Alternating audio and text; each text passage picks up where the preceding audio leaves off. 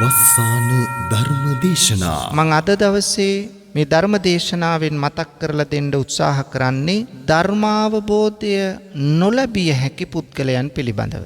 මේ ලෝක වශයෙන් ධර්මයේ කතරම් ශ්‍රවණය කළත් අවබෝධ කරගන්න බෑ.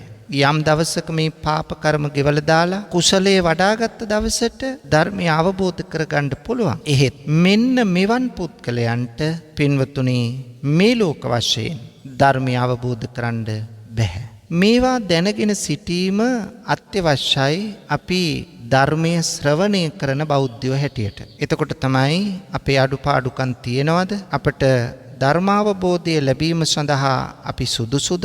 ඒ සඳහා අවශ්‍ය කරන කුසල කර්ම අපි කරලද? අපි අතින් මේ කියන වැරදි සිද්ධ වෙලා නැද්ද? අන්න එහෙම ඔබට තීරණයකට එන්න පුළුවන්. ඒ නිසා මේ කරුණු දැනගෙන සිටීම අත්‍යවශ්‍යයි. පින්වතුනි, ධර්මාවබෝධය ලැබිය නොහැකි අය අතරේ ඉන්නවා ආනන්තරීය පාප කර්ම කරපු අය. ඒ වගේම ත්‍රි හේතුක ප්‍රතිසන්දියක් නැති අය, මිත්‍යා දෘෂ්ටියට යට වෙච්ච අය, ආර්යෝපවාදයේ කළ අය, ඒ වගේම දුසිල් අය සහ පදපරම වැනි ධර්මයේ ශ්‍රවණය කරන අය. අපි බලමු මේවා පිළිබඳව එකක් පිළිබඳව යම් අවබෝධයක් ලබන්න. දිනපතා නවතම ධර්ම දේශනා ශ්‍රවණය කිරීමට වස්සාන ධර්ම දේශනා අපගේ YouTube නාලිකාව දැන්ම subscribe කරන්න. බෙල් අයිකනය ක්ලික් කරන්න. වස්සාන ධර්ම දේශනා YouTube නාලිකාව ඔස්සේ ප්‍රචාරය වන මෙම සුමధుර ධර්මානුශාසනාව වෙනුවෙන් පින්බර දායකත්වයෙන් කටයුතු කළේ ඩුබායිහි සාජාවල සේවයේ නියුතු WA ප්‍රියංගිකා සංජීවනී මහත්මියයි. එතුමියගේ ප්‍රධාන අරමුණු වන්නේ මෙම ධර්ම දානමේ පින්කමේ අනන්ත ආනුභාව බලයෙන් කොරෝනා වෛරසය වැළඳී හුස්ම ගැනීමට අපහසු සියලු දෙනාට හුස්ම ගන්න හැකි වේවායි ප්‍රාර්ථනා කරමින් ධර්ම දානමය පින්කමක් සිදු කිරීම.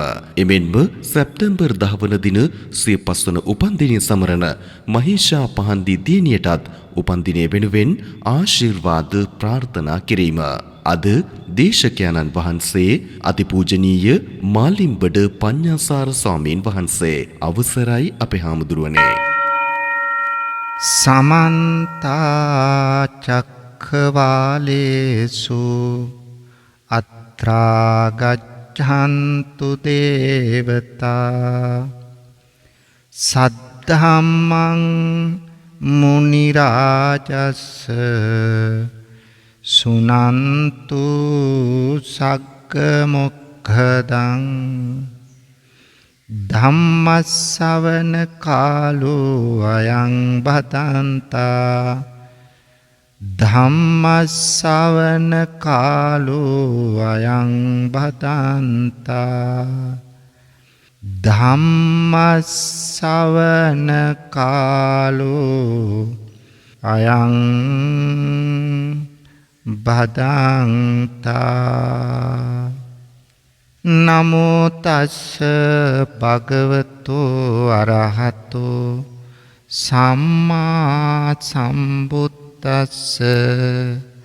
නමෝ තස්ස භගවතෝ අරහතෝ සම්මා සම්බුද්දස්ස. නමෝ තස්ස භගවතෝ අරහතෝ සම්මා සම්බුද්දස්ස. ගරුතර මහා සංඝරත්නයන් අවසරයි, ශ්‍රද්ධාවන්ත පින්වතුනි, අද මේ ධර්ම දානමය පින්කමෙහි පුණ්‍යවන්ත දායකත්වයෙන් කටයුතු කරන්නේ ඩුබායිහි සාජාවල සේවයේ නියුතු WA ප්‍රියංගිකා සංජීවනී මහත්මියයි. එතුමියගේ ප්‍රධානතම අරමුණ මෙම ධර්ම දානමය පින්කමේ අනන්ත වූ ආනුභාව බලයෙන්, අනුහස් බලයෙන් කොරෝනා වෛරසය වැළඳී හුස්ම ගැනීමට අපහසු සියලු දෙනාට හුස්ම ගැනීමට හැකි වේවායි ප්‍රාර්ථනා කිරීම. බලන්න කොයි තරම් යහපත් සානුකම්පිත හැඟීමක්ද. සියලු දෙනාටම හුස්ම ගැනීමට ශක්තිය, ධෛර්යය මේ ධර්ම දානමය පින්කමේ අනුහසින් ලැබේවා කියලයි ප්‍රියංගිකා සංජීවනී මහත්මිය ඊටාම සත්ගුණවත් චේතනාවෙන් ප්‍රාර්ථනා කරනවා. ඊට අමතරව සැප්තැම්බර් 10 වන දින සිය 5 වන උපන්දිනය සමරන මහේෂා පහන්දි දියණියටත් උපන්දිනය වෙනුවෙන් ආශිර්වාද කරන්න බලාපොරොත්තු වෙනවා. ඒ නිසා අපි ප්‍රාර්ථනා කරමු. මහේෂා පහන්දේ දියණියට නිදුක් නිරෝගී සුවපත් බව ලැබේවා. ආවාසනාවන්ත අනාගතයක් ගොඩනගා ගැනීමට මේ කුසලානිසංසය හේතු වාසනා වේවා කියා. තවත් අරමුණු පරමාර්ථයන් තියෙනවා. ඒවා අපි ධර්මදේශනාව අවසානයේදී සිහිපත් කරලා ආශිර්වාද කිරීම කරමු පින්වතුනි. එතෙක් බුදු බණ පදයකට අවධානය යොමු කරමු.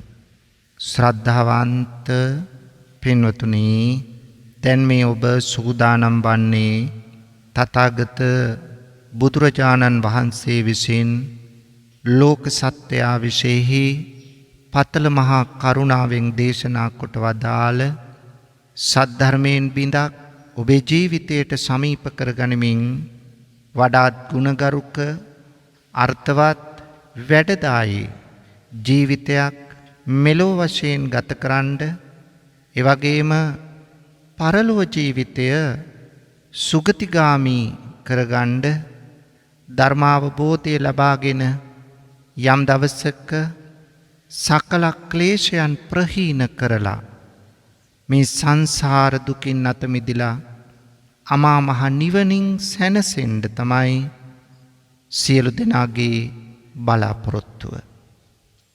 ඒ බලාපොරොත්තුව ඉෂ්ට කරගන්න ධර්මයේ පිළිබඳ නිවැරදි හරි අවබෝධයක් පින්වතුනි අපට තිබිය යුතුයි. එසේ නැත්නම් මේ ධර්මාවබෝධයෙන් තොරව මේ ගමන යන්න බෑ. ඒ නිසා ධර්මයේ පිළිබඳ නිසි අවබෝධයක් ලබන්න ධර්ම ශ්‍රවණය අත්‍යවශ්‍යයි. ඒ නිසා ධර්ම ශ්‍රවණය කිරීම තුළ තමයි ධර්මාවබෝධය ලැබිය හැකි වන්නේ. එහෙත් පින්වතුනි, මං අද දවසේ මේ ධර්ම දේශනාවෙන් මතක් කරලා දෙන්න උත්සාහ කරන්නේ ධර්මාවබෝධය නොලැබිය හැකි පුද්ගලයන් පිළිබඳව. මේ ලෝක වශයෙන් ධර්මය කෙතරම් ශ්‍රවණය කළත් අවබෝධ කරගන්න බෑ.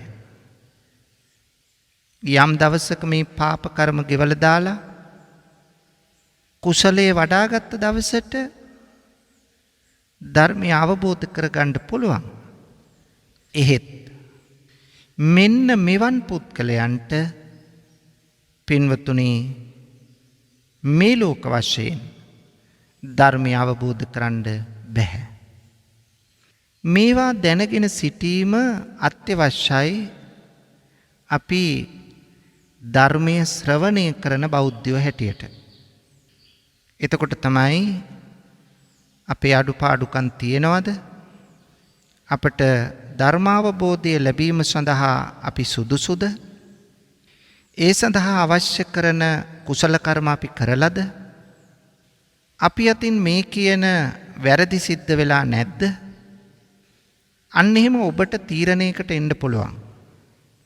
ඒ නිසා මේ කරුණු දැනගෙන සිටීම අත්‍යවශ්‍යයි. පින්වතුනි, ධර්මාවබෝධය ලැබිය නොහැකි අය අතරේ ඉන්නවා ආනන්තරීය පාප කර්ම කරපු අය. ඒ වගේම ත්‍රි හේතුක ප්‍රතිසන්දියක් නැති අය. මිත්‍යා දෘෂ්ටියට යට වෙච්ච අය. ආර්යෝපවාදය කළ අය. ඒ වගේම දුසිල් අය සහ පදපරම වැනි ධර්මය ශ්‍රවණය කරන අය. අපි බලමු මේවා පිළිබඳව එකක් පිළිබඳව යම් අවබෝධයක් ලබන්න. පින්වතුනි, ආනන්තරීය පාප කර්ම කියලා කියන්නේ මේ භවයේ විපාක දෙන්න බැරි වුණොත් ලබන භවයේ ස්ථිරවම විපාක දෙන බරපතල පාපී ක්‍රියා. අනතුරු අත්භවයෙහිම විපාක දෙනවා කියන අර්ථය තමයි ආනන්තරීය පාප කර්මයක දකින්න තියෙන්නේ. ඒ ආනන්තරීය පාප කර්ම අතර පාප කර්ම 5ක් සඳහන් වෙනවා. බුදුරජාණන් වහන්සේගේ ශරීරයේ ලේසෙලවීම, රහතුන් මරා දැමීම, මව මැරීම, පියා මැරීම සහ සංඝ බේදය. ලෞතර බුදු කෙනෙකුගේ ශරීරයට හානි කරලා යම් ලේ බිඳක් සෙලෙව්වොත් උන්වහන්සේ තුල තියෙන ගුණවත් බව, සිල්වත් බව, ඥානීය, දර්ශනීය, සීලය, විමුක්තිය පින්නතුනි සංසාරේ ගොඩනගාගත්ත අප්‍රමාණ කුසලතා, අප්‍රමාණ ගුණධර්ම, අප්‍රමාණ වූ පාරමිතාවන්, සමතිස් පාරමිතාවන්. පින්වතුනි අපි හැම විටම දැනගන්න ඕන මේ බුදු කෙනෙකුගේ තියෙන ගුණය, ඥානය කොච්චරද කියලා. උන්වහන්සේගේ ඥාන සමුදාය බැලුවහම අප්‍රමාණ ඥාන සමුදායක් බුදුහාමුදුරන්ට තියෙනවා. ඒ නිසා මේ අපමණ ඥාන සමුදාය තුල උන්වහන්සේගේ දෙතිස් මහා පුරුෂ ලක්ෂණ මේ ආදී ගුණ බැලුවහම පින්වතුනි එවන් සාරා සංඛ්‍ය කල්ප ලක්ෂයක් මුළුල්ලේ පාරමී ධර්ම සපුරපු ගුණයේ ප්‍රතිමූර්තිය වූ සර්වඥ වූ නවරහාදී බුද්ධ ගුණයන්ගෙන් සමන්විත වූ යථාවාදී තථාකාරී වූ මෙවන් උත්තමයෙකුගේ ශරීරයේ ලේ සෙලවීම මොන්න තරම් බරපතල පාප කර්මයක්ද? අන්න එවන් පාප කර්මයක් සිදු කළොත් පින්වතුනි එය ආනන්තරීය පාප කර්මයක්. දැන් දේවදත්ත මේ පාප කර්මය සිද්ධ කළා. බුදුරජාණන් වහන්සේගේ හිස මතට ගලක් පෙරළුවත් තවත් ගලකින් එය වැළකීම නිසා මේ ගල් දෙක එකට ගැටීමෙන් ඇති වූ ගල් පතුරක් බුදුරජාණන් වහන්සේගේ ශ්‍රී පතුලෙහි වැදීමෙන් ඇති වූ තුවාලයෙන් ලේ ගැලුවා. බලන්න මොනතරම් බරපතල පාප කර්මයක්ද. මේ සොලවල තියෙන්නේ ගුණයක් බුදුරජාණන් වහන්සේගේ ශරීරේ. ඒ නිසා එය එවැනි පාප කර්මයක් කළොත් මේ භවයේ මොන උත්සාහය කළත් කවර ප්‍රයත්නයක් දරුවත් එවැනි කෙනෙකුට ධර්මාවබෝධයක් ලබන්න බැහැ. ඊළඟට බලන්න පින්නතුනි රහතුන් මැරීම, රහතන් වහන්සේ කෙනෙකු මරා දැමීම. රහතන් වහන්සේ කෙනෙක් කියන්නේ නික්ලේශී උතුමෙක්. උන්වහන්සේට සසර පාරමිතා පුරලා තමයි එවැනි තත්ත්වයකට පත් වෙලා තියෙන්නේ. එතකොට එවන් උතුමෙක් පින්වතුනි මරා දැමීමට තරම් පාපතර චේතනාවක් කෙනෙකුට එනවා කියන්නේ ඒ කෙනා තුල මොන තරම් දේශය ක්‍රියාත්මක වන සිතක්ද.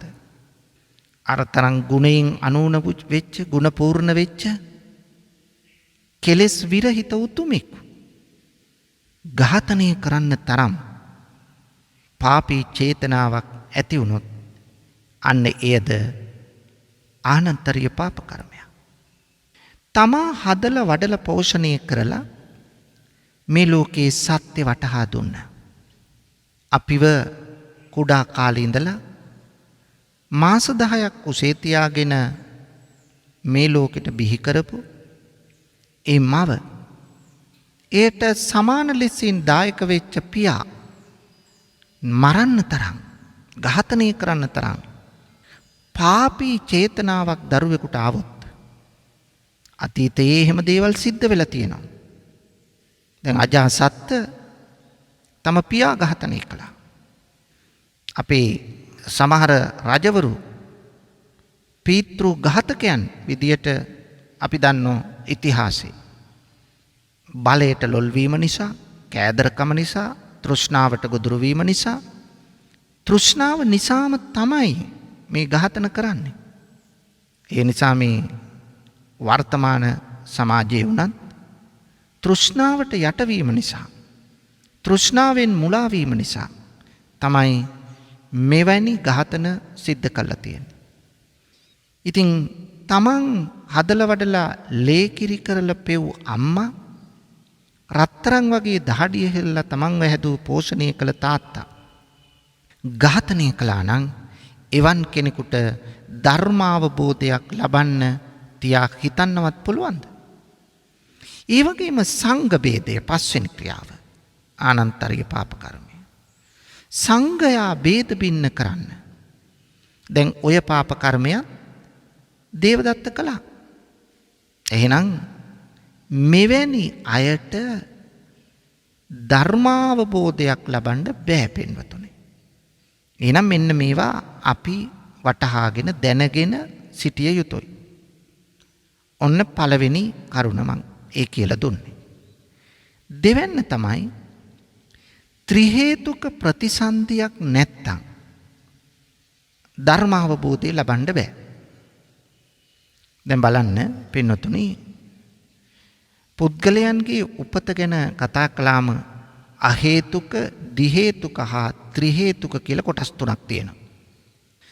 අහේතුක ප්‍රතිසන්දියක් ලබන පුද්ගලයා ඒ ප්‍රතිසන්දි සිතෙහි ලෝභ, දේශ, මෝහ හෝ අලෝභ, අදෝෂ, අමෝහ යන හේතු හය අතරින් එක් හේතුවක්වත් නොයෙදුණු පුද්ගලයා.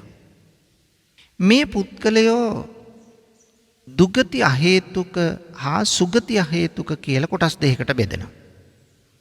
දුගති අහේතුක පුද්ගලයා පින්වතුනි, එයා උපදින්නේ සිව්පාවුන් වෙලා. ඒ කියන්නේ තිරිසන්ගත සතුන් වෙලා. සුගති අහේතුක පුද්ගලයා කියලා කියන්නේ ඒ තමයි ඔය අපි සමාජයේ දකින අන්ධ වූ, බිහිරි වූ, කොර වූ මේ වගේ පුද්ගලයෝ. දිහේතුක පුද්ගලයා අලෝභ, අදෝෂ කියන හේතු දෙක පමණක් තියෙනවා. නමුත් පින්වතුනි, ඥාන විප්පයුත්තයි. ත්‍රි හේතුක පුද්ගලයා අලෝභ, අදෝෂ, අමෝහ කියන හේතු තුනම ප්‍රතිසන්දි සිදෙහි යෙදුණු පුද්ගලයා. එතකොට මේ අයට තමයි පින්වතුනි ඔය ආර්ය තත්ත්වයට පත් වෙන්න, ධර්මාවබෝධය ලබන්න පුළුවන් වෙන්නේ. ඉතින් ඒ නිසා පින්වතුනි ත්‍රි හේතුක ප්‍රතිසන්දියක අවශ්‍යතාව තියෙනවා ධර්මාවබෝධය ලබන්න. ඒ නිසා අපි අපේ උපතත් එවැනි ස්වභාවයක නැත්තම් අපට ධර්මාවබෝධය ලැබීමේ හැකියාවක් නැහැ. ඊළඟට පින්වතුනි මිත්‍යා දෘෂ්ටික අදහස් තියෙන අය ඉන්නවා. මේ මිත්‍යාවට යට වෙච්ච කිසිවෙකුට ධර්මාවබෝධයක් ලබන්න බෑ. සම්‍යක් දෘෂ්ටිය පහළවන තුරුම ධර්මාවබෝධයට එන්න බෑ. දැන් දසවස්තුක මිත්‍යා දෘෂ්ටියක් තියෙනවා. නත්ති දින්නම් දීමේ ප්‍රතිවිපාක නැහැ. ඊළඟට නත්ති ඉට්ටං යාගයේ ප්‍රතිවිපාක නැහැ. හෝමයේ ප්‍රතිවිපාක නැහැ. මෙතන කියන්නේ යාග හෝම කියන්නේ මේ දන් දීම. මහා දානය, කුඩා දානය කියන එකයි. ඊළඟට නත්ති සුකට දුක්කටානං කම්මානම් පලං විපාකෝ. සැප දුක් කියලා ඒව ගණන් ගන්නෑ. හොඳ නරක කියන ඒවා. එතකොට හොඳ නරක වලට විපාක නැහැ. මොනවා කළත් එකයි. එහෙම කියන අය පින්නතුනි එදත් හිටිය අදත් ඉන්නවනේ සමාජේ. එදා සමාජෙත් හිටිය අද සමාජෙත් ඉන්නවා. ඔය පින්පව් කියන ඒවා නැහැ. ඕවා මොන බොරු කතන්දරද? ඕවා නිකන් හදාගත්ත දේවල්. මෙන්න මේ වගේ අදහස් ප්‍රකාශ කරන අය ඉන්න ඕනේ පින්නතුනි. ඉතින් අන්න එවැනි අයට කොහොමද ධර්ම අවබෝධයක් ලබන්නේ? කුසල කුසල කර්මා ඒ කර්මය හා කර්ම විපාක පිළිගන්නේ නැත්තම් එතන මිත්‍යා දෘෂ්ටියක්. ඊළඟට නත්ති අයන් ලෝකෝ නත්ති පරලෝකෝ. මෙලොවක් නැහැ පරලොවක් නැහැ.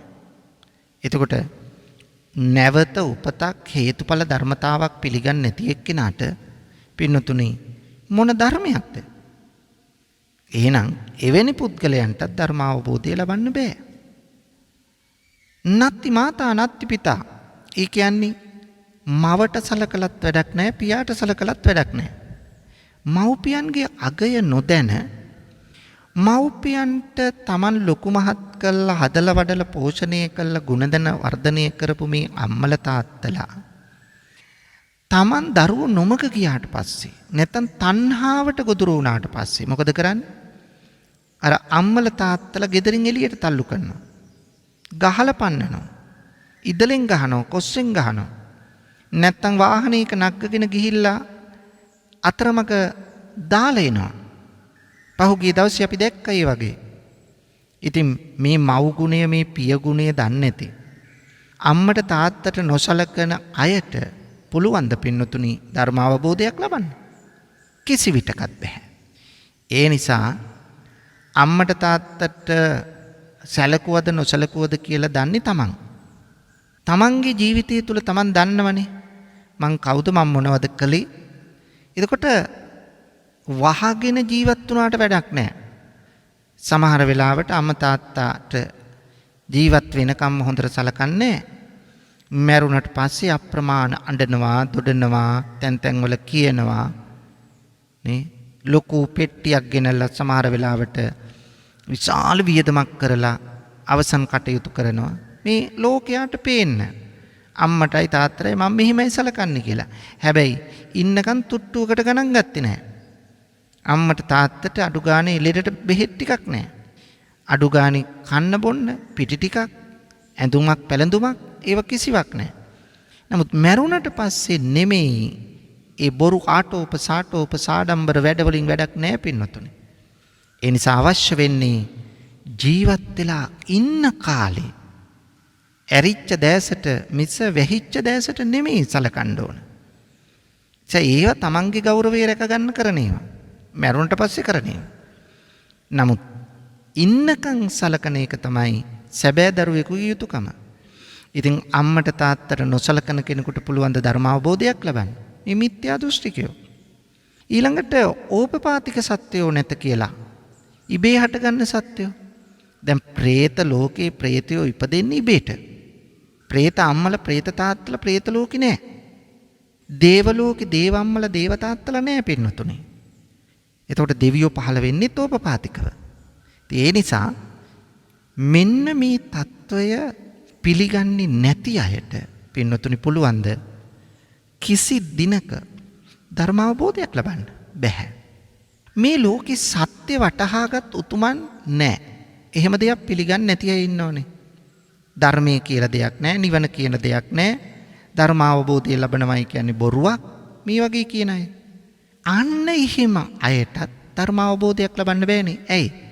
සත්‍ය වටහාගත් ධර්ම අවබෝධය ලැබපු කෙලෙස් නැසපු උතුමන් ලෝකයේ නැහැ කියලා පිළිගන්න කෙනෙක් ධර්ම අවබෝධය ලබන්න යන්නේ නැහැ නේ පින්නතුනේ.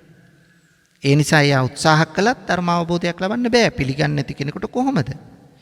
ඒ නිසා මෙන්න මේ මිත්‍යා දෘෂ්ටික අදහස් 10 තියෙන ශ්‍රද්ධාවක් නැති මෙවැනි අයෙකුට කවදාවත් පින්නතුනි ධර්මය අවබෝධ කරනවයි කියන එක කිසිසේත් කළ නොහැකි. ඒ නිසා ධර්මාවබෝධය ලබන්න අපි තුල කොච්චර සුදුසුකම් තියෙන්න ඕනද එහෙනම්? නැත්තම් කවදාවත් ධර්මාවබෝධයක් ලබන්න බෑ. ඒක හොඳින් තේරුම් ගන්න ඕන. එතකොට ආනන්තරිය පාප කර්ම කරපු කෙනාට ධර්මාවබෝධය ලබන්න බෑ. ත්‍රි හේතුක ප්‍රතිසන්දියක් නැතුව ධර්මාවබෝධය ලැබලා ආර්ය තත්ත්වයට සෝවාන් සකදාගාමි තත්ත්වයටපත් වෙන්න බෑ. මිත්‍යා දෘෂ්ටියටපත් වෙච්ච කෙනෙකුට මිත්‍යා දෘෂ්ටික අදහසින් කොහොමද ධර්ම අවබෝධය ලැබලා සෝවාන් වෙන්නේ. එනිසා කවදාවත් ඒක කරන්න බෑ. ඊළඟට පින්නතුනි ආර්යෝපවාදය. ආර්යයන් වහන්සේලාට දොස් නගන අය ඉන්නවනේ. සෝවාන්, සක්‍රුදාගාමි, අනාගාමි, රහත්, පසේ බුද්ධත්වයේ ලැබපු, බුද්ධත්වයේ ලැබපු උතුමන්ට. දැන් ඒ කාලේ කොච්චර එහෙම නින්දා අපහාස කරපු අය හිටියද? නේ? චිංච මානවිකා වගේ අය, මාගන්දියා වගේ අය බුදුරජාණන් වහන්සේට අවලාද කරා, අපවාද කරා, නින්දා කළා. අන්‍ය තීර්ථකයෝ සමහර විට. අද නැද්ද? ඉන්නෝ පින්නතුනි. එතකොට ආර්ය තත්ත්වයටපත් නොවුනත් භික්ෂූන් වහන්සේලාට බනින, නින්දා කරන, අපහාස කරන කොච්චර පිරිසක් ඉන්නවද? හරියට තමන් අංග සම්පූර්ණ වෙලා වගේ. ගිහියන් හැටියට තමන් පන්සිල් රකින්නවද? නැහැ. තමන් දන් දෙනවද? ඒත් නැහැ. තමන් අන්‍යයන්ට උදව් කරනවද? ඒත් නැහැ. එහෙම අය ඉන්න ඕනේ පින්නතුනි. භික්ෂූන් වහන්සේලාගේ දොස් දකිමින් කටයුතු කරන. කවදාවත් කරන්න එපා පින්නතුනි. භික්ෂුවගේ යම් යම් වැරදි තියෙනවා නම් ඒ භික්ෂුව ඒව අරගෙන යයි. ඒවට අපි කලබල වෙන්න ඕනේ නැහැ. ඒ නිසා භික්ෂුව හදන්න නැත්තම් භික්ෂුව හදාගන්න පුළුවන් වැරදි කරන භික්ෂුවක් කල්යාණ මිත්‍රත්වයෙන් ලං වෙලා උන්වහන්සේට අවවාද කළා, උන්වහන්සේ නොමග යනවා නම්, වැරදි ආශ්‍රයයට වැටිලා නම් ඒව ගැන යම් දැනුවත් කිරීමක් කරන්න. එහෙම නැත්තම් ඒවා වීඩියෝ කළා මේ සමාජ ජාලාවේ දාලා, එහෙම නැත්තම් විවිධ මාධ්‍යවල පෙන්නලා, ඒ කරන්නේ මේ තමන් වීරය වෙන්නනේ. ඒ නිසා එවැනි දේ අපි නොකළ යුතුයි. දැන් වැරදි කරන අය ගිහි සමාජෙත් ඉන්නවා, පැවිදි සමාජෙත් ඉන්නවා, ස්ත්‍රීනුත් ඉන්නවා, පුරුෂයනුත් ඉන්නවා, භික්ෂුවනුත් ඉන්නවා, භික්ෂුණීනුත් ඉන්නවා. ඒක හරි. ඒ කරගන්න ඉවරන් යයි. නීතිය ඒවට ක්‍රියාත්මක වෙලා නීතියේ රැහැනට හසු වෙයි. හොරෙන් පුද්ගලිකව වැරදි කළොත් ඒවට Tamanට දඬුවම් ලැබෙයි. ඒවට අපි කලබල වෙන්න ඕන නෑ. අපි මොකටද පව පුරවගන්නේ? ඒ නිසා මේ බෞද්ධයයි කියා ගන්නා බොහෝ අය තමයි මේව දේවල් කරන්නේ. අන්‍යාගමිකයෝ නෙවෙයි. ශාසනයට නිඳා කරන්නේ, අපහාස කරන්නේ, උපහාස කරන්නේ බෞද්ධයෝමයි. ඒ නිසා පින්නතුනි, ශාසනය රකින්නේ කියලා කළා තියෙන්නේ ශාසනය විනාශ කරන එක. ඒක නෙවෙයි වෙන්න ඕන දේ. නිඳා කරමින්, අපහාස කරමින් ක්‍රියා කරන එක නෙවෙයි. මෙතනදි පින්නතුනි කියන්නේ සෝවාන් උතුමෙකුට, සක්‍රුදාගාමී උතුමෙකුට, අනාගාමී උතුමෙකුට, රහත් උතුමෙකුට අපි නිඳා කළොත්, අපහාස කළොත්, උපහාස කළොත්, බැන වැදුනොත්, පහර දුන්නොත්, මේ වගේ දේවල් කළපු අයට කොහොමද පින්නතුනි ධර්මාවබෝධයක් ලබන්නේ? ඒ නිසා කිසිසේත් එවැනි අයට ධර්මාවබෝධය ලබන්න බෑ. ඒ නිසා ධර්මාවබෝධය ලබන්න නම් භික්ෂූන් වහන්සේලාගේ කටයුතු වලට උදව් කරන අය, සැබෑ උපාසකයෙකුගේ ලක්ෂණ තියෙනවනේ. එතකොට සමාන සුඛ දුක්ඛෝ හෝති, සමාන සැප දුක් ඇති කෙනෙක් බවට පත් වෙන්න ඕනනේ. භික්ෂු සමාජයේ ඇති වෙන්නේ ගිහි සමාජයෙන්මයි. මහා සමාජයේ ගිහි සමාජයයි. ගිහි සමාජයේ තුලින්නේ ඇති වෙන්නේ අනු සමාජයක් විදියට භික්ෂු සමාජය.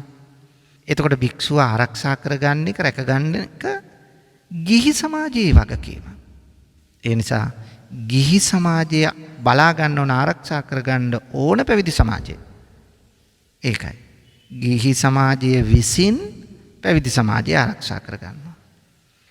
ඒකනේ ඔය සිගාලෝවාද සූත්‍රයේදී පෙන්වලා දෙනවා බුදුහාමුදුරුවෝ, ගිහි ජනතාව පැවිද්දන් විශේෂ ඉෂ්ට කරන්න ඕන යුතුයකම්. මොනෝද ඒ යුතුයකම්? ඔන්න බලන්නකො කොච්චර අර්ථවත්ද කියලා. මෛත්‍රී සහගත කාය කර්මයෙන් සංග්‍රහ කිරීම, මෛත්‍රී සහගත වචී කර්මයෙන් සංග්‍රහ කිරීම, මෛත්‍රී සහගත මනෝ කර්මයෙන් සංග්‍රහ කිරීම. එතකොට මෛත්‍රී මූලික වචන පාවිච්චි කරන්න ඕන. එතකොට භික්ෂුවට බැනවදින්නේ නැහනේ. හැම වෙලාවෙම භික්ෂුව එක්ක සමගියෙන් සහජීවණයෙන් මෛත්‍රිය මුල් කරගෙන ඇත්ත කතා කරන සත්‍ය අර්ථවත් වචන භාවිත කරන ප්‍රසන්න වචන භාවිත කරන කෙනෙක් නම් තමාගේ වචන වලින් භික්ෂුවට අවඩක් වෙන්නේ නැහැ නේ පින්වතුනි. ඒ නිසා භික්ෂුවට තම වචනය හසුරවන්න ඕන අවඩක් නොවෙන මෛත්‍රිය මිතුරුකම පදනම් කරගෙන. හැබැයි මිත්‍රයෙක් නම් කවදාවත් තමන්ගේ යාළුවට අවඩක් වෙන විදියට වචන පාවිච්චි කරන්නේ නැහනේ. අන්න ඒ වගේ තමයි භික්ෂුව කෙරෙහි ගිහි ජනතාව පිළිපදින්න ඕන. මෛත්‍රී සහගත කාය කර්මය. මෛත්‍රී සහගත කාය කර්මය මොකද්ද? කයින් හිංසාවක් කරන්නේ නැහැ. වචනය හොඳින් හැසිරෙව්වා වගේම ප්‍රසන්නව දුරදක්නා නුවණින් මෛත්‍රියෙන් වචනය හැසිරෙව්වා වගේම මෛත්‍රී සහගත කාය කර්මෙන් කායික ක්‍රියා භික්ෂුවට පහර දෙන්න, භික්ෂුවට හිංසා කරන්න, භික්ෂුවගේ දේවල් කඩා වඩා ගන්න මේ වගේ ක්‍රියාත්මක නොවිය යුතුයි කියන එකයි මේ කියන්නේ. විහාරස්ථානයේ සතු දේවල් අරගෙන යන්න, විහාරස්ථානයට හානිදායක දේ කරන්න, භික්ෂුවට පහර දෙන්න. මේ වගේ දේවල් සමහර වෙලාවට අපි දැක්කා. අර බලන්නකෝ එක මේ වැලිගම ප්‍රදේශයේ වයෝ වෘද්ධ හාමුදුරු කෙනෙක් මේ පිරිමි ළමයි පිරිසක් ඒ ඉස්සරහ වැවේ මාළු අල්ලනකොට හාමුදුරුවෝ ඇවිල්ලා අවවාදයක් කළා. ඕක කරන්න එපා කියලා. සමහර විට අවවාදේ අපි දන්නේ හාමුදුරුවෝ සැරෙන්, මොකද සමහර හාමුදුරුවෝ කතා කරන ස්වභාවයේ එක විලාසයන් තියෙනවා. එතකොට මේ හාමුදුරුවෝ සමහරට සැරෙන් උඹලා අල්ලන්න එපා, මොකද්ද කරන්නේ තොපි කියලා වගේ ඔහොම කියන්න ඇති. අපි දන්නේ. නමුත් මේ ගැටවරිය මොකද කළේ? මේ හාමුදුරන්ට පහර දුන්නා. හාමුදුරන්ට පහර දීලා හාමුදුරන්ට බරපතල වුණා. හාමුදුරුව අපවත් වුණා. ඔන්න බලන්නකො පින්වතුනි මොන පාප කර්මයක්ද කරගත්තේ. හොඳ දෙයක් කර හාමුදුරුව කියන්න ගියේ. ඉතින් ගිහි ජනතාව භික්ෂුවට ක්‍රියාත්මක වෙන්න ඕන මේ මෛත්‍රී සහගත කාය කර්මය. කයින් අර වචනේ වගේම කය. ඊළඟට මෛත්‍රී සහගත මනෝ කර්මය. මනෝ කර්මය කියලා කියන්නේ මනසින්. භික්ෂුව කෙරෙහි දැක්කම ද්වේෂයක්, තරහක්, අමනාපයක්, පලිගැනීමක්, කුහකකමක්, මෙන්න මේ වගේ චේතනාවක් ඇති කර නොගත යුතුයි. මේ වගේ චේතනාවක් ඇති කර ගත්තොත් අන්න ඒ චේතනාව Tamanට බරපතල ලෙස බලපානවා. ඇයි පින්නතුනි ක්‍රෝධය ඉස්සෙල්ලා Tamanනි කරන්නේ. එතකොට Taman ක්‍රෝධ කරනකොට ක්‍රෝධයෙන් පීඩාවටපත් වෙන්නේ, තරහෙන් පීඩාවටපත් වෙන්නේ, ඊර්ෂාවෙන් පීඩාවටපත් වෙන්නේ ඉස්සෙල්ලා Taman. එහෙනම් මෙන්න මේ తত্ত্বය තේරුම් ගන්න ඕන අපි. එහෙනම් භික්ෂුවට සිතින්වත් දේශයක්, තරහක්, අමනාපයක්, කුහකකමක්, පලිගැනීමේ චේතනාවක්, ඊර්ෂාවක් ඇති කර නොගත යුතුයි. ඒතර තමන්ගේ සිත, කය, වචනය කියන තුන්දොර වඩාත් හොඳින් සමීප ලෙසින් මිත්‍රයන් ලෙසින් මෛත්‍රී සහගත මනෝභාවයකින් යුක්තව කටයුතු කරනවා නම් අන්න තමන් භික්ෂුවට සැලකුවා වෙනවා. ඒකයි මේකදී අවශ්‍ය. එහෙනම් මේ තුන්දොර විතරක් නෙවෙයි. බලන්න පින්නතුනේ. මෛත්‍රී සහගත කාය කර්මයෙන්, වචී කර්මයෙන්, මනෝ කර්මයෙන් සංග්‍රහ කිරීම, නොඇසූ දොරින් සංග්‍රහ කිරීම. ඒ කියන්නේ භික්ෂුව ධර්මචාරිකාවේ හැසිරෙනවා ගමේ. එතකොට ධර්මචාරිකාවේ හැසිරෙනකොට තමන්ගේ නිවස වහන්න එපා, විවෘත කරලා තියන්නේ කියන එක තමයි මේ කියන්නේ. වර්තමානයේ එහෙම ගෙදරින් ගෙදරට ගිහිල්ලා බණ කියන්නේ නැති නිසා මෙතන කියන්නේ භික්ෂුව යම් නිවේදනයක් කළාම තමන්ගේ ගමේ පින්නතුන්ට අද විහාරස්ථානේ මෙන්න මේ වගේ ධර්මදේශනාවක් තියෙනවා. මේ වගේ පින්කමක් තියෙනවා. මෙන්න මේ පින්කමට එන්න කියලා කිව්වහම අනේ මම නොගියට කමන්නේ අල්ලපු ගෙදර අය යයිනේ. ඒ අයත් එහෙම හිතුවොත් මන් නොගියට කමන්නේ අනිත් අය යයිනේ. අපේ ගෙදර එක්කෙනෙක් ගියාම ඇති දෙන්නම යන්න ඕනේ නැහැ. පින්නතුනි මේ දැන්වීම, මේ ඇරයුම භික්ෂුව කරන්නේ භික්ෂුවගේ පුද්ගලික දෙයක් දිනාගන්න නෙමෙයිනේ. භික්ෂුව මේ ආරාධනාව කරන්නේ ගමේ ජනතාව ධර්මයෙන් දැනුවත් කරන්න. හොඳ දෙයක් කියලා දෙන්න. කාර්ය බහුල අවිවේකී ජීවිතයක් ගත කරන ජනතාවට යහපත පෙන්වලා දෙන්න. එතකොට විහාරස්ථානයට ආම ඒ වෙලාව නිදහස්. මනස සංසුන්. අඩු ගානේ ඒ පැය දෙකවත් පැයක් වෙන්න පුළුවන්, දෙකක් වෙන්න පුළුවන්, තුනක් වෙන්න පුළුවන් පන්සලට ඇවිල්ලා. සමහර වෙලාවට බොහෝ වෙලාවට තාත්තා ඉන්නේ නැහැ. තාත්තා අම්මට කියනවා අම්මා යන්න කියලා. එහෙම නෙමෙයි. දෙන්නම එන්න ඕන. මොකද පින්නතුනි පිරිමි අය පිරිමි වෙලා තියෙන සංසාරේ පින් කළානේ. එතකොට කාන්තාව පව් කළාද කියලා ආවේ. යම් පවකුත් කළා ඇති. නමුත් මේ පින්නතුනි ඒ පිරින් ඇති වැඩක් නැහැනේ. දැන් මේ භවයේ පව් කළා ඊළඟට යන්නේ කොහෙද? නේ? සමහර අය හරි පිරිමි ඉන්නව දරදඬුයි. ඒ අය සියල්ල දන්නා හැටියට තමයි කටයුතු කරන්නේ. ඒ අය හැම වෙලාවෙම තමන්ට වඩා කෙනෙක් නෑ. මම ඔය බණ දන්නවා. අන්නේ වගේ මෝඩ අදහසින් ක්‍රියාත්මක වෙන අය ඉන්නවා. ඒ නිසා එහෙම නැතුව නිවේදනයක් නිකුත් කළාම, එහෙම නැත්නම් ආරාධනාවක් කළාම පොදුවේ ආරාධනාවක්. සමහරවිට කියනවා පොදු ආරාධනාවක් කළාම මට පුජ්‍යලිකව කිව්වේ නෑනේ. ඒ නිසා මම යන්න ඕනේ නෑ. සමහර අපේ දායකයෝ එහෙම ඉන්නවා. මම නොගියට කමන්නේ මොකද මට කියලා නෑ. අල්ලපු ගෙදරට කියලා තියෙන්නේ. ඒගොල්ලෝ ගියපුවාවේ. ආම්දුරන්ට ඉතින් මම ආගේ නෑනේ. ඔහොම කියන තැන නැද්ද? ඕන තරම් තියෙනවා. පොදුවේ නිවේදනයක් කරාම ඒකේ හරියට දැනුවත් වෙන්නේ නැතුව ළඟ ගෙදර සමහර වෙලාවට ළඟ ගෙදර කෙනෙක් හාමුදුරන්ට දුරකථනයෙන් කතා කරලා හාමුදුරනේ විස්තර කොහොමද? දැන් පන්සලේ මොනවද මේ වෙලාවේ කෙරෙන්නේ? මේ වෙලාවේ පින්කම් කරනවද කියලා වම ඔව් දායක මහත්තයා මේ අහවල් වෙලාවේ පින්කමක් තියෙනවා එන්න කියලා ඒ වෙලාවේ කියයි. හැබැයි ඊළඟ ගෙදරට එහෙම කියලා නැහැ. කියලා නැත්තේ එයා අහලා නැහැ. අර ගෙදරටත් විශේෂ ආරාධනාවක් කළා නැහැ. ඔහු ඇහු නිසා කිව්වා. නමුත් එහි අඩුපාඩුව හිතට ගන්නා අනිත් අල්ලපු ගෙදර දායක මහත්තයා මොකද කරන්නේ? එයා හාමුදුරුවන්ට බැන තැන් වල යනවා. අර පන්සලේ වැඩේට එන්නේ නැහැ. ඇයි මට කිව්වේ නෑනේ? කියලා නෑ එහෙම විශේෂයෙන්. නැත්නම් මොකද අර අහවලාට කියලා තියෙන්නේ? එයාට කියලා තියෙනව නෙමෙයි. එයා අහනකොට ඒකට උත්තරයක් වශයෙන් උයි කියලා තියෙන්නේ. ඒක තේරුම් නොගන්නා බොහෝ අය අර පොදුවේ කරන ආරාධනාවට එන්නේ නැහැ. පොදුවේ ආරාධනාවක් කළාම දැන්වීමක් යවුවාම නැත්තම් පන්සල ඉස්සරහා දැන්වීමක් ලියලා තිබ්බාම පන්සල අපේ නම් හාමුදුරුවෝ අපේ නම් අපි ඒකට සම්බන්ධ වෙන්න ඕන. අන්න ඒකයි මේ කියන්නේ නිවසේ දොර විවෘත කරන්න කියලා. මේවා අපි කියපුවා නෙමෙයි, මං කියන ඒවා නෙමෙයි. මේක බුදුරජාණන් වහන්සේ පැහැදිලි කරපුවා. ඊළඟට සිව්පසින් උපස්ථාන කරන එක. චීවර පිණ්ඩපාත සේනාසන ගිලාන ප්‍රත්‍ය. එතකොට පින්නතුනි මේ සිව්පසින් උපස්ථාන කරන එක කරන්න ඕන දෙයක්. එතකොට මොකද භික්ෂුව කියන්නේ පරපටිබද්දාමේ ජීවිකානේ. අන් අයගෙන් තමයි යැපෙන්නේ. දැන් මේ කොවිඩ් කාලේ විහාරස්ථාන වලින් ඔබ හිතලා බලන්න ඔබ දායකයෝ හැටියට. ඔබ කී දෙනෙක් අහලා තියෙනවද? හාමුදුරනේ මොනවද අඩුපාඩු? අපි මෙන්න මේ ටික ගෙනල්ලා දෙන්නම්. කියලා තියෙනවද? අපි දන්නවා අපේ හිතවත් දායක පින්නතුන් ගොඩාක් අපිට සලකනවා. අපිට බලෙන් අහහ එවන පිරිසක් ඉන්නවා.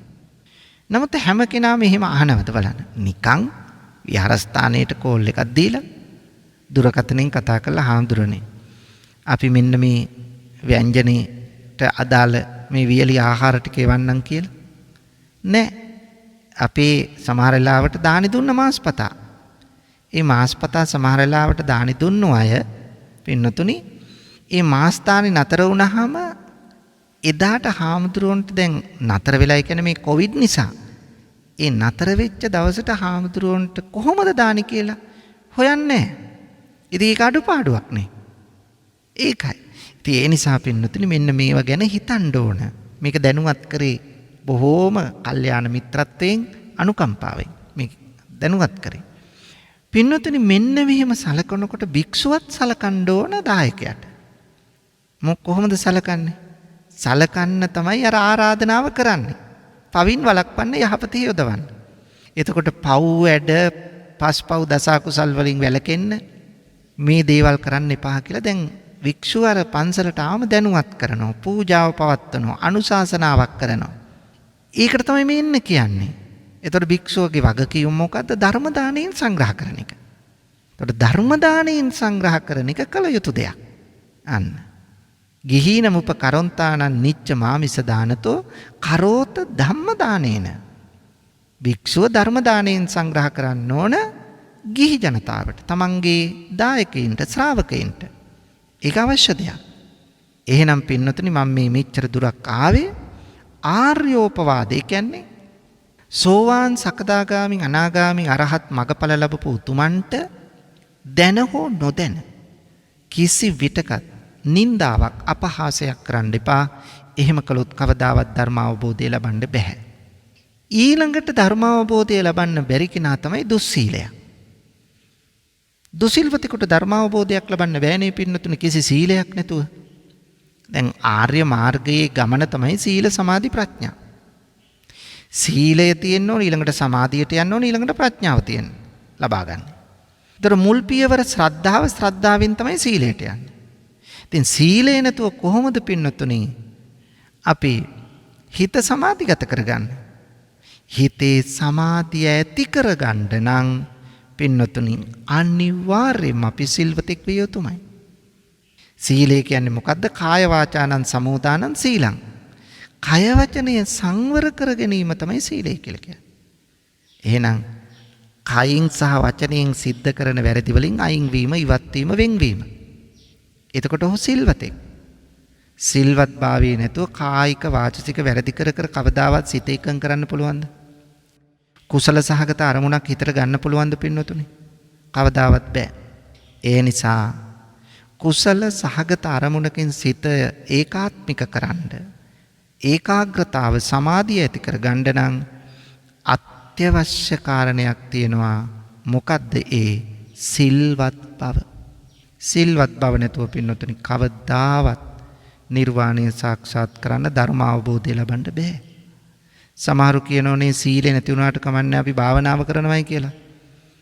පින්නතුනි මේ නිකන් බොරු කතන්දරනේ ඒවා. සීලේ නැතුව කොහොමද පින්නතුනි හිත හදාගන්නේ?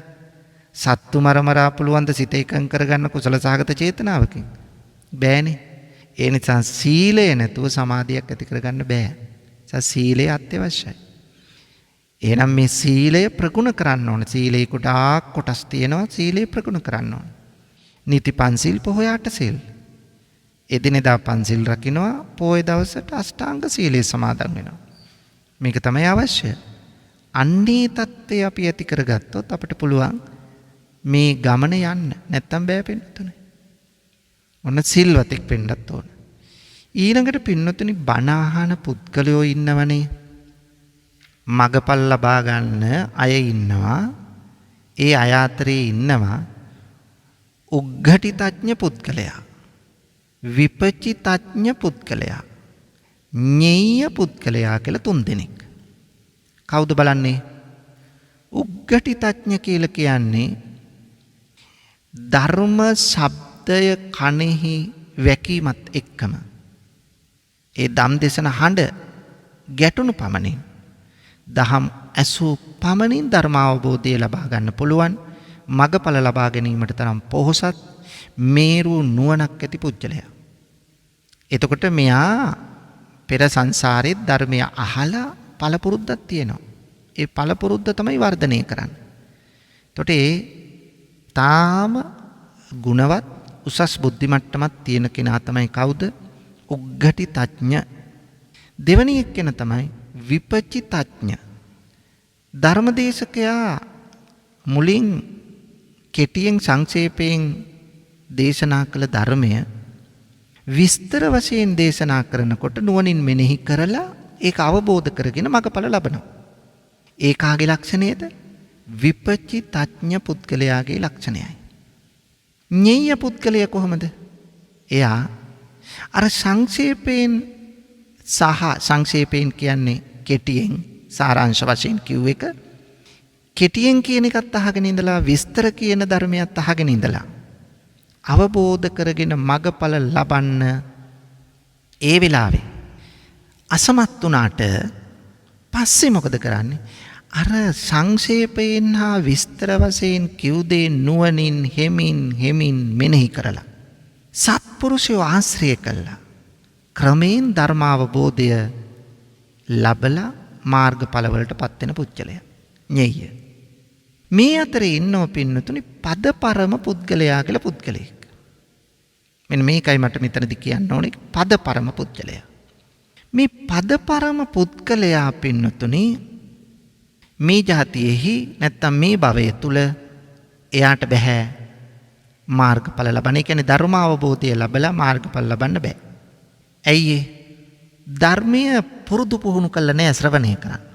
යම් දවසක ධර්මීය පුරුදු පුහුණු කළා ඉදිරි භවයකදී මාර්ගඵල ලබන්න පුළුවන් වේවි.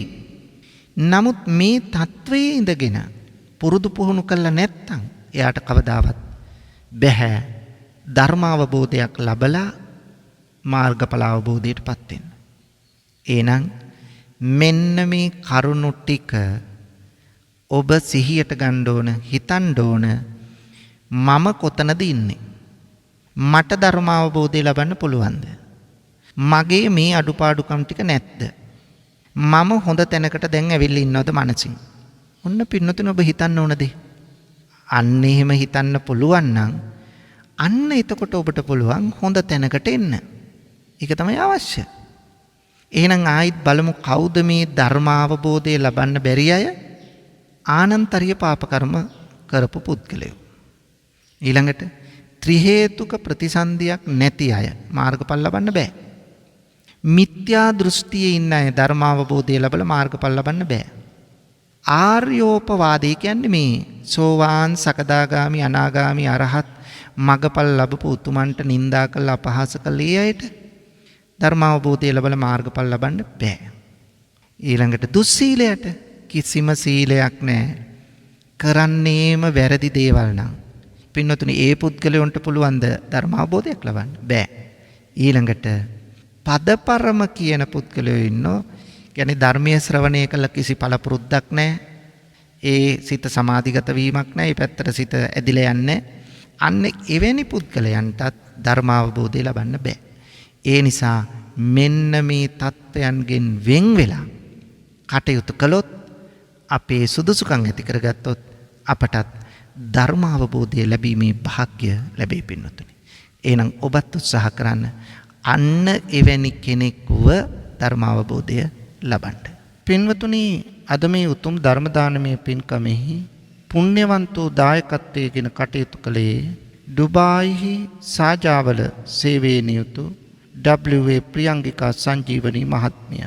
එතුමියගේ ප්‍රධාන අරමුණ පරමාර්ථය තමයි මේ ධර්ම දානමය පින්කමේ අනන්ත අනුභව බලයෙන් අනුහස් බලයෙන් කොරෝනා වෛරසය වැළඳී හුස්ම ගැනීමට අපහසු සියලුම දෙනාට හුස්ම ගැනීමට ශක්තිය ලැබේවා, ප්‍රතිශක්තිය වර්ධනය වේවායි ප්‍රාර්ථනා කිරීම. ඒ වගේම සැප්තැම්බර් 10 වන දින සිය 5 වන උපන්දිනය සමරන මහීෂා පහන්දි දියණියටත් සුබ උපන්දිනයක් වේවා, නිදුක් නිරෝගී සුවපත් භව චිරජීවනයේ ලැබේවායි ප්‍රාර්ථනා කරනවා. ඒ වගේම W.G. ගුණවතී මෑණියන්ට, S.G. ජයසේන පියාණන්ට, රේණුකා වීරසිංහ, ශ්‍රීමාලි, මංජුල, සාරංග, විශ්වරංජනී, සඳමාලි, ලක්මාල්, කසුන් සහ චන්ද්‍රාවතී මෑණියන් ඇතුළු පවුලේ සියලු දෙනාට නිදුක් නිරෝගී සුවය දීර්ඝායුෂ වේවායි ප්‍රාර්ථනා කරනවා. දේශකයාණන් වහන්සේ ඇතුළු මහා සංඝරත්නයට සෙත් ප්‍රාර්ථනා කිරීම, ගයාන් දුෂ්‍යන්ත මහතා ඇතුළු පවුලේ සැමටත් වස්සාන ධර්ම දේශනා YouTube නාලිකාවේ කාර්ය මණ්ඩලයටත් නිදුක් නිරෝගී සුවය ආශිර්වාද කරනවා.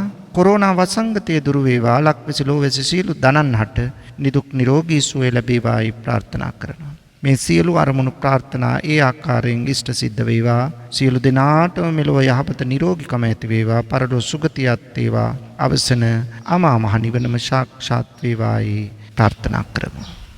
ආකාසට්ඨා ච බුම්මට්ඨා දේවා නාග මහිත්‍තිකා පුඤ්ඤන්තං අනුමෝදිත්වා චිරං රක්ඛන්තු ලෝක සාසනං ආකාසට්ඨා ච බුම්මට්ඨා දේවා නාග මහිත්‍තිකා පුඤ්ඤන්තං අනුමෝදිත්වා චිරං රක්ඛන්තු දේශනං ආකාසට්ඨා ච බුම්මට්ඨා දේවා නාග මහිත්‍තිකා පුඤ්ඤන්තං අනුමෝදිත්වා චිරං රක්ඛන්තු මං පරන්ති. වස්සාන ධර්මදේශනා YouTube නාලිකාව ඔස්සේ ඔබ ඒ ශ්‍රවණය කළා වූ ධර්ම දානමේ පින්කමේ අනන්ත අනුහස් බලයෙන් කොරෝනා වෛරසය වැළඳී හුස්ම ගැනීමට අපහසු සියලු දෙනාට පහසුවෙන් හුස්ම ගන්නට හැකි වේවායි ආශිර්වාද ප්‍රාර්ථනා කරමින් වස්සාන ධර්මදේශනා YouTube නාලිකාව ඔස්සේ සිදු කළ ධර්ම දානමේ පින්කමයි. එමෙන්ම සැප්තැම්බර් මාස 10 වන දින සිය 5 වන උපන්දිනය සමරන මහේෂා පහන්දි දිනියටත් උපන්දිනය වෙනුවෙන් ආශිර්වාද ප්‍රාර්ථනා කරනු ලබනවා. අද මෙම සුමුද්‍ර ධර්මානුශාසනාව වෙනුවෙන් පින්පර දායකත්වයෙන් කටයුතු කළේ ඩුබායිහි සාජාවල සේවයේ නියුතු WA ප්‍රියංගිකා සංජීවනී මහත්මියයි. එතුමිය ඇතුළු පවුලේ සියලුම දෙනාටත් නිදුක් නිරෝගී චිරජීවනයේ උදා වේවායි සාදු සිතින් ප්‍රාර්ථනා කරමු. ධම්මසූ ඔබ සැමට සම්මා සම්බුදු සරණයි.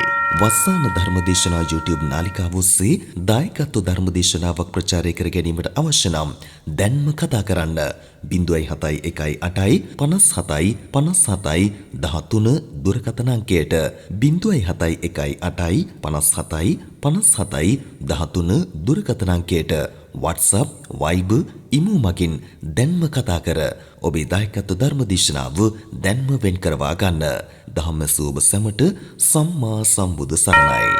දිනපතා නවතම ධර්මදේශනා ශ්‍රවණය කිරීමට වස්සාන ධර්මදේශනා අපගේ YouTube නාලිකාව දැන්ම subscribe කරන්න.